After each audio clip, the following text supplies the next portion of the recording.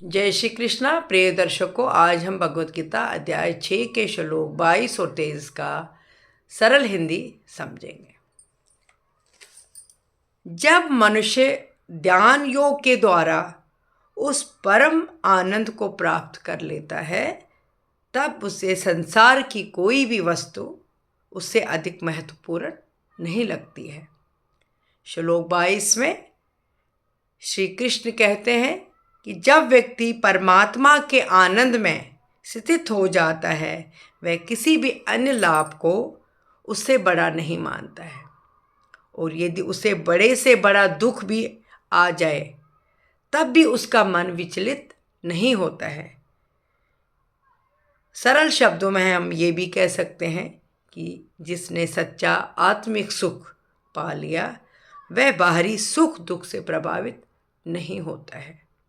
श्लोक 23 में श्री कृष्ण कहते हैं कि इस अवस्था को ही योग कहा जाता है, यानी दुखों से परे पूरी तरह से अलग हो जाना। इस योग को दृढ़ निश्चय और धैर्य के साथ अभ्यास करना चाहिए। योग का मतलब है मन को इतना मजबूत बनाना कि कोई भी दुख हमें हिला ना सके, हमें विचलित न कर सके। हमें समुद्र जैसा मन बनाना चाहिए। जैसे समुद्र में कई नदियां मिलती है, फिर भी वह शांत रहता है, वैसे योगी का मन सुख दुख आने पर भी शांत रहता है। पेड़ की तरह मजबूत रहना, आंधी तूफान आने पर भी पेड़ इतना मजबूत होता है कि उससे आंधी तूफान भी नहीं गिराता।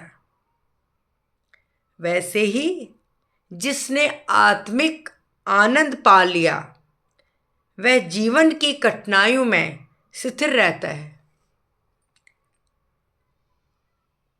प्रिय श्रोताओ, इसलिए हमें अपने मन को स्थिर और मजबूत बनाने के लिए योग और ध्यान का अभ्यास करना चाहिए, ताकि जीवन के हर दुख में भी हम शांत और संतुलित रह सकें। प्रिय दर्शकों, अगर आज का ये गीता ज्ञान आपको अच्छा लगा हो तो लाइक शेयर कमेंट और सब्सक्राइब करना ना भूलिए। मिलते हैं कल एक और नए श्लोक के साथ। तब तक के लिए खुश रहिए, स्वस्थ रहिए, गीता का ज्ञान बांटते रहे। कृष्ण की कृपा आप पे हमेशा बनी रहे।